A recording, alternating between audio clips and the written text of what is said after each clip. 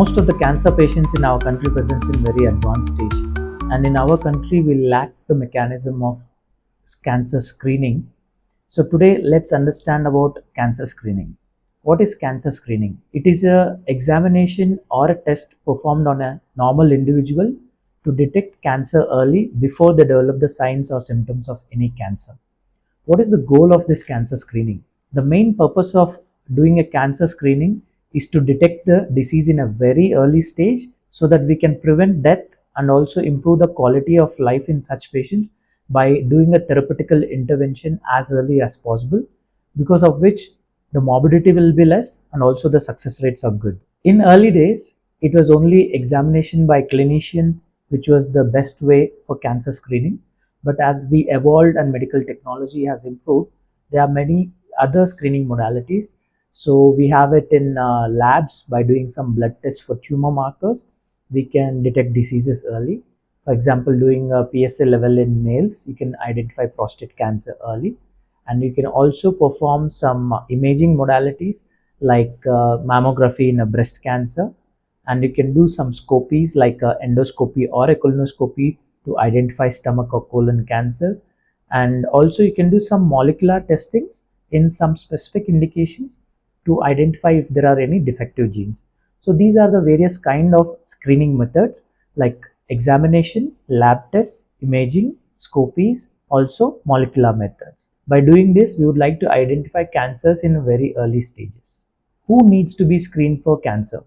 A person with a family history or a personal history of cancer, and people who are having risk, for example, risk factors like obesity, smoking, alcohol consumption, and such patients needs to be screened for cancer. Age is also one of the important risk factor for cancer. So as we grow older, it is very important for you to undergo cancer screening. One important thing to note is if your doctor has advised you for cancer screening, it doesn't mean that he is suspecting a cancer, but he might have thought that because of your age or based on your risk factors, he would have recommended those cancer screening methods. It is very important for you to understand the positives and negatives of cancer screening. The positive things are, if you are having a cancer, it can be identified in a very early stage. And the negative things are there might be overdiagnosis sometimes, or you can find out some other things which might not be cancerous but which might need some kind of interventions. Do all cancers have screening? No, it's not the answer.